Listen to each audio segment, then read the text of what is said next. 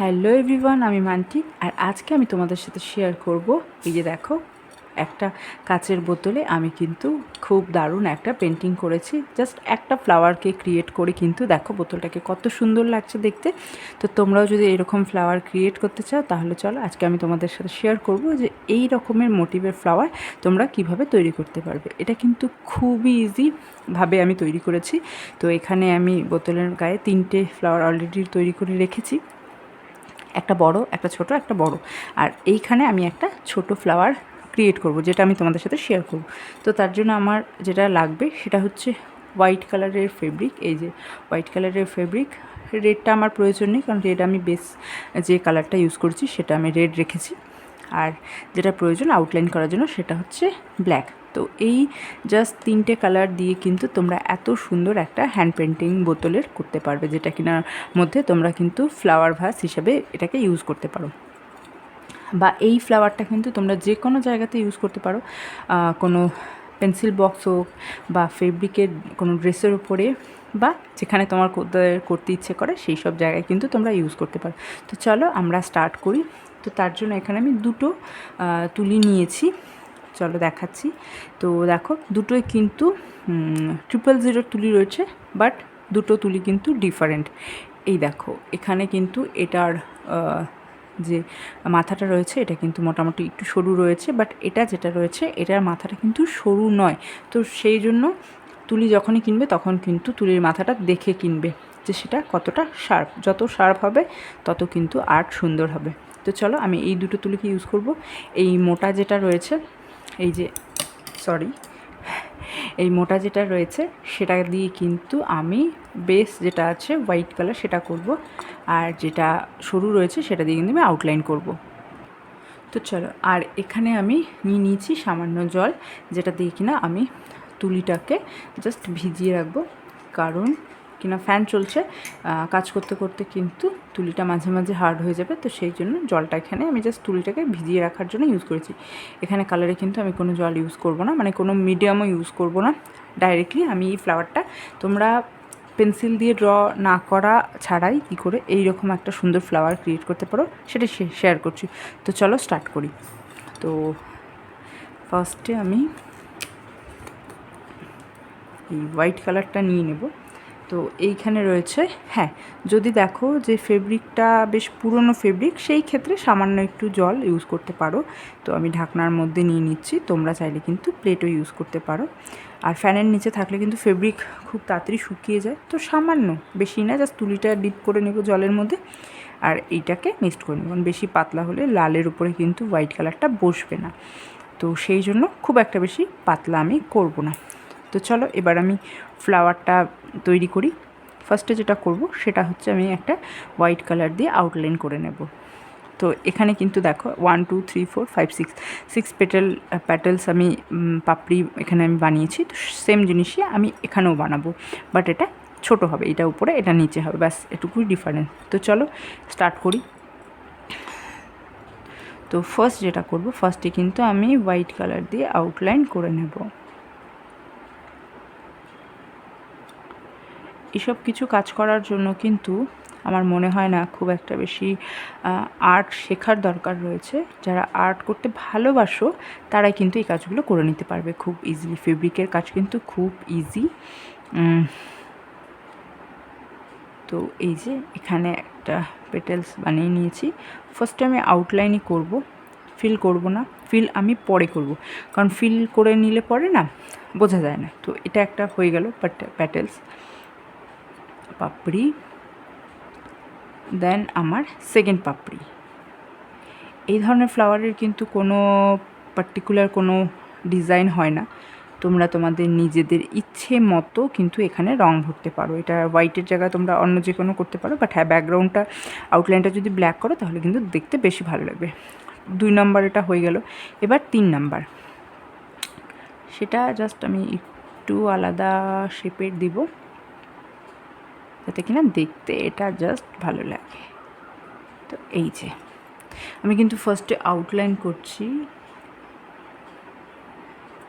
ফার্স্টে মনে হতে পারে যে ব্ল্যাক কালার দিয়ে আউটলাইন করে নিলেই হতো, কিন্তু না, ব্ল্যাক কালার দিয়ে আউটলাইন করে নিলে কিন্তু যখন আমরা হোয়াইট কালারটা করব তখন কিন্তু সেটা দেখতে বাজে হয়ে যাবে। তো সেই জন্য আমরা হোয়াইট কালার দিয়ে আউটলাইনটা করে নেব। একটু এদিক ওদিক হলেও কোনো সমস্যা নেই, আউটলাইনটা দেবো, সেটাতে কিন্তু আমার নিট অ্যান্ড ক্লিয়ার, মানে পরিষ্কারভাবে লাইনটা বোঝা যাবে আর দেখতেও কিন্তু ভালো লাগবে। তো এই যে এটা করে নিয়েছি, 1 2 3 হয়ে গিয়েছে। এবার এইভাবেই করবে, খুব ইজিলি একটা পদ্ধতি ফ্লাওয়ার বানানোর। এবার আর কিছু করব না, জাস্ট একটা রাউন্ড শেপ দিয়ে দেব, তোমাদের যেমন পছন্দ তেমনটা। খুব সহজ, এইটা কিন্তু তোমরা বোতলের মধ্যে করতে পারো, ভীষণ ভীষণ ভীষণ ভালো লাগবে। বাচ্চাদের স্কুলের প্রজেক্টে যদি কখনো এই ধরনের হ্যান্ড পেন্টিংয়ের কোনো কিছু থাকে সেটা করতে পারো। তো এখানে কিন্তু আমার দেখো খুব ইজি 4টা ছোটো ছোটো পাপড়ি বানিয়ে নিয়েছি। এবার যেটা করব আর 2টো বানাবো, সেটা হচ্ছে এখান দিয়ে। তো তোমরা এটা রাউন্ড শেপেও করতে পারো, বাট এইভাবেও করতে পারো। তো আমি এইভাবেই করেছি। এই যে এইবার যেটা হচ্ছে সেটা হচ্ছে এটাকে সামান্য একটু ছেড়ে, কয়েক সেকেন্ডের জন্য ছেড়ে দেবো যাতে আউটলাইনটা বসে যায়। এবার যেটা মজার ব্যাপার, আউটলাইনটা আমি করে নিয়েছি। এবার আমি ফিল করব যাতে কি না আমি যখন ব্ল্যাক বর্ডার করব তখন আমার আউটলাইনটা বেশ সুন্দর করে বোঝা যায়। সেই জন্যই কিন্তু আমি এইভাবে আউটলাইন করে ফ্লাওয়ারটাকে তৈরি করেছি। এবার ফার্স্ট 1 2 3 4 করে যেইভাবে আমি পাপড়িগুলো তৈরি করেছি, আমি সেইভাবেই কিন্তু পাপড়িগুলোকে ফিল করব। ফার্স্টে আমার এটা, তো আমি এইটাকে ফিল করব। তোমরা চাইলে কিন্তু এখানে বিভিন্ন ধরনের কালার ইউজ করতে পারো, বাট যেহেতু আমি ভেবেই রেখেছিলাম যে রেড কালারের মধ্যে কিছু একটা করব, তো সেই জন্য আমি এইভাবেই করেছি। আর এই কম্বিনেশনটা কিন্তু অসাধারণ একটা কম্বিনেশন।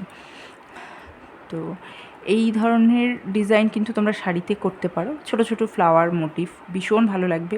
শাড়িতে ট্রাই করতে পারো বা কুর্তিতে, সিঙ্গেল কালারের কুর্তির মধ্যে কিন্তু এই ধরনের ডিজাইন যদি করো তাহলে কিন্তু ভীষণ ভালো লাগবে। আমি বলছি তোমরা করে দেখো। আমি এরপরে তোমাদের সাথে একটা অবশ্যই এরকম একটা ফ্লাওয়ারের কুর্তি ডিজাইন করে দেখাবো, জাস্ট সময় হয়ে উঠছে না। তো খুব ইচ্ছে রয়েছে রেড কালারের মধ্যে এইরকম একটা মানে রেড কালারের কুর্তি বানাবো, তার মধ্যে এই ধরনের একটা ফ্লাওয়ার দিয়ে কুর্তিটাকে ডিজাইন করব। আর সেটা অবশ্যই তোমাদের সাথে শেয়ার করব। তো তোমরা যদি এরকম হ্যান্ড পেন্টিংয়ের ডিজাইন শিখতে চাও তাহলে কিন্তু আমাকে কমেন্ট করে জানিও, আমি তোমাদেরকে অবশ্যই চেষ্টা করব সেগুলো শিখিয়ে দেওয়ার। আমি যতটুকু জানি, আমি খুব বেশি জানি না, বাট যেটুকু জানি আমি সেইটুকুই তোমাদের সাথে শেয়ার করব। আর তোমরা যারা আমার চ্যানেলে নতুন রয়েছো তারা প্লিজ চ্যানেলটাকে সাবস্ক্রাইব করে দিও, কারণ তোমাদের ভালোবাসাতেই কিন্তু চ্যানেলটা গ্রো করবে অনেক। আর আমার এই কাজগুলো করতেও কিন্তু ভালো লাগবে। তো এখানে দেখো আমি ফ্যান যেহেতু চালিয়ে রেখেছি, তো সেই জন্য আমার কালারটা খুব তাড়াতাড়ি ড্রাই হয়ে যাচ্ছে। তো সেই জন্য আমি এইটাকে এইভাবে, খুব একটা বেশি ফিনিশিংয়ের দরকার নেই, কারণ আমরা এখানে ব্ল্যাক দিয়ে ভেতরে আউটলাইন করব আর ব্ল্যাক দিয়ে এটাকে একটু মডিফাই করব। তো সেই জন্য খুব একটা বেশি দরকার নেই এটাকে ফিল আপ করার, মানে একদম নিট অ্যান্ড ক্লিন সেটার দরকার নেই। মোটামুটি একটা ভাবে যাতে রেড কালারটা বোঝা না যায় সেইভাবেই আমরা কিন্তু এটাকে ফিল করব। তো যেহেতু ফ্যানের নিচে বসেছি সেজন্য খুব তাড়াতাড়ি ড্রাই হয়ে যাবে। আর যেটা সবথেকে ইম্পর্টেন্ট কাজ, এই ধরনের কাজগুলো করার পরে কিন্তু অবশ্যই ভালোভাবে রোদে শুকিয়ে বার্নিশ করতে হবে। বার্নিশ না করলে কিন্তু এই কালারটা টেকসই হবে না, এটা কিন্তু উঠে যাবে। আর বার্নিশ করলে আরেকটা সুবিধা, সেটা হচ্ছে গিয়ে বার্নিশ করলে কিন্তু কালারটা বেশ গ্লসি একটা লুক দেয়। আর এটাতে দেখো একটা ম্যাট ফিনিশ লুক দিয়েছে, বাট এটা কিন্তু টেকসই হবে না। তো সেই জন্য চেষ্টা করবো সবসময় বার্নিশ ইউজ করার। আমি বলি যে থালা বা এই ধরনের গ্লাস পেন্টিং বা কোনো পেপারের মধ্যে যখনই তোমরা কোনো কাজ করবে, ডিজাইন করবে, সেখানে কিন্তু বার্নিশটা অবশ্যই ইউজ করবে। হ্যাঁ, থালার ক্ষেত্রে বার্নিশের একটা সমস্যা থাকে যে সেটা ডাইরেক্টলি না খাওয়াই উচিত, একটা কলা পাতা রেখে তারপরে তোমরা খাবারটা খেতে পারো। বাট ফ্লাওয়ারের ক্ষেত্রে তো সেই ব্যাপারটা নেই। কাচের জারে বা বাড়িতে যে ধরনের বোতলগুলো আমরা ফেলে দিই অনেক সময়, কাচের বোতল, সেগুলোর মধ্যে কিন্তু, কাচের বোতল, প্লাস্টিকের বোতল, সেগুলোর মধ্যে কিন্তু বার্নিশ করে রাখলে ফিনিশিংটা অসাধারণ আসে। আর সেটাতে কিন্তু লুকসটা একদম পাল্টে যাবে, কেউ বলবেই না যে সেটা তুমি নিজে হাতে বানিয়েছো। আর সেটা কিন্তু টেকসইও হয়। তো সেই জন্য সবসময় আমি চেষ্টা করি যে এই কাজগুলো করে বার্নিশটাকে ইউজ করতে। তো দেখো এখানে কিন্তু আমার ফ্লাওয়ারটা মোটামুটি হয়ে গেছে। তারপর যদি কোনো জায়গায় মনে হয় যে একটু হোয়াইট কালারটা দিয়ে তোমরা একটু ফিল করবে, সেটা করতেই পারো, ডবল কোটিং করতেই পারো। বাট আমার মনে হয় দরকার নেই, কারণ ব্ল্যাক কালার যখন দিয়ে আমরা আউটলাইন করব তখন কিন্তু এই যে যে গ্যাপগুলো ছোটো ছোটো মনে হচ্ছে যে ফিনিশ নেই, সেই জায়গাগুলো কিন্তু খুব একটা খারাপ দেখাবে না। তো এবার দেখো আমার কিন্তু হয়ে গিয়েছে। আমি এই তুলিটাকে জলের মধ্যে ডিপ করে রাখবো যাতে কিনা আমার কালারটা শুকিয়ে না যায় তুলিতে। এবার আমি এটাকে ছেড়ে দিয়ে ঢাকনাটা লাগিয়ে নেব, কারণ তা না হলে ফেব্রিকটা শুকিয়ে যাবে। আর এই পরে যেটা করব সেটা হচ্ছে গিয়ে আমি এখানে ব্ল্যাক কালারটা ইউজ করব। তোমরা চাইলে আউটলাইন অন্য যে কোনো কালার দিয়ে করতে পারো, গোল্ডেন দিয়ে করতে পারো, গোল্ডেন দিয়ে করলেও কিন্তু ভালো লাগবে। বাট আমার প্রথম থেকে ইচ্ছে ছিল আমি এটা ব্ল্যাক দিয়ে আউটলাইন করব। সো আমি এই যে ব্ল্যাকটা খুলে নিয়েছি। ব্ল্যাকটা আমার একদম নতুন। আর যারা ফেব্রিকের কাজ করবে ভাবছো, তারা চেষ্টা করবে প্রথমে এরকম ছোটো ছোটো কন্টেনার কিনতে। তারপর যখন কাজে অনেক কাজ পাচ্ছ বা অনেক কিছু তৈরি করছো, তখন কিন্তু এই রকম সাইজের বা এর থেকে বড়ো যে সাইজগুলো রয়েছে সেগুলো কিনবে, তাতে অনেক সুবিধা হয়। তো চলো এইবার যেটা করব, এই যে দেখো ব্ল্যাক কালার আমি সরু তুলি নিয়েছি যাতে কিনা আমাকে আউটলাইন করতে সুবিধা হয়। তো এবার আমি ব্ল্যাক কালার নিয়ে মিডিলে একটা পয়েন্ট দেব। এটা আমার ফ্লাওয়ারের মিডিল পয়েন্ট।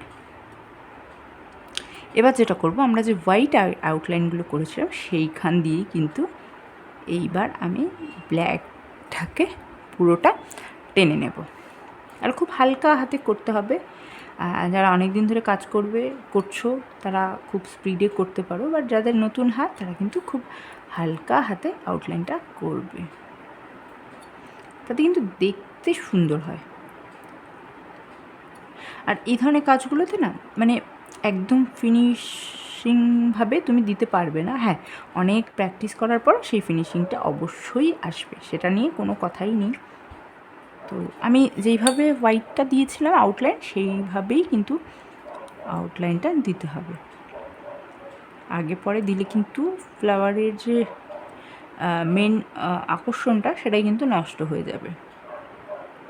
আর সবসময় চেষ্টা করবে যে এই লাইনটা যাতে একদম ক্লিয়ার থাকে, সরু মোটা হোক কিন্তু ক্লিয়ার থাকে, মাঝখানে যাতে কোনো গ্যাপ না থাকে, সেটা কিন্তু দেখতে মোটেও ভালো লাগবে না। তো এই যে আমার দুটো হয়ে গিয়েছে। এবার আমি থার্ড নাম্বার। প্রথম ফেব্রিকের কাজ করতে আমার ভীষণ হাত কাঁপতো, আমার মনে হতো আমি করতে পারবো কি পারবো না, কারণ আমি কোনোদিনও আঁকা শিখিনি। তো সেই জন্য ওই ফিলিংসটা আমার এখনও কাজ করে, মানে মনে হয় এই বাবা বেঁকে যাচ্ছে তুলি। বাট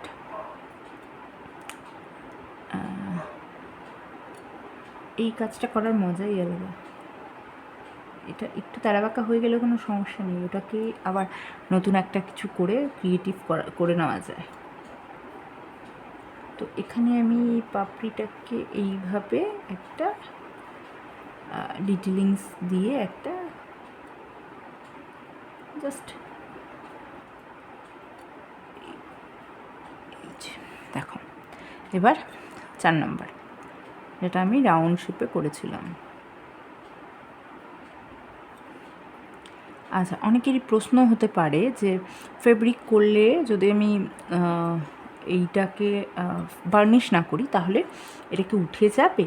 হ্যাঁ, অবশ্যই উঠে যাবে, কারণ বার্নিশ না করলে স্থায়িত্বটা কিন্তু থাকবে না। বার্নিশ এটার কালারটাকে স্টে করেই রাখবে।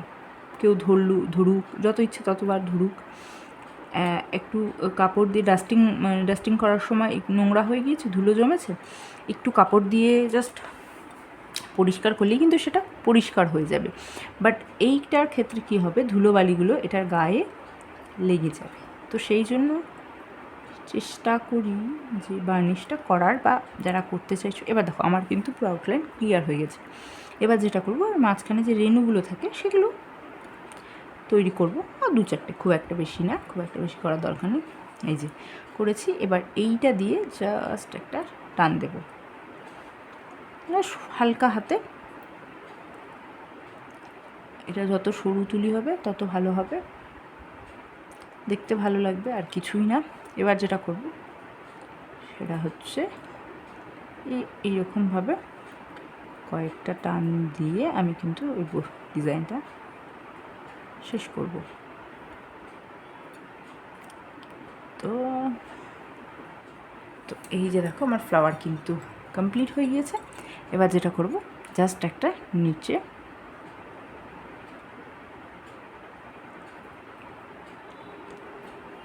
তো আমার কিন্তু বাটল আর্টটা একেবারে কমপ্লিট। এই যে, তো এইটা কেমন হয়েছে তোমরা অবশ্যই জানাবে। এরকম ডিজাইন কোনো কিছুতে করে থাকলে আমাকে সেটা অবশ্যই পাঠাবে, আর তোমাদের এটা কেমন লেগেছে সেটা কিন্তু আমাকে অবশ্যই জানাবে। তো চলো আজকের ভিডিওটা এখানে শেষ করছি, এটাকে শোকাতে দেবো, তারপরে এটা আমাদের বার্নিশ করব। তো চলো আজকের ভিডিওটা এখানেই শেষ করছি। যদি ভালো লাগে তাহলে প্লিজ লাইক, কমেন্ট আর শেয়ার করবে, আর যারা আমার চ্যানেলে নতুন রয়েছে তারা কিন্তু সাবস্ক্রাইব করতে একদম ভুলবে না। তো চলো আজকের ভিডিওটা এখানেই শেষ করছি। টাটা, বাই বাই, ভালো থাকবে।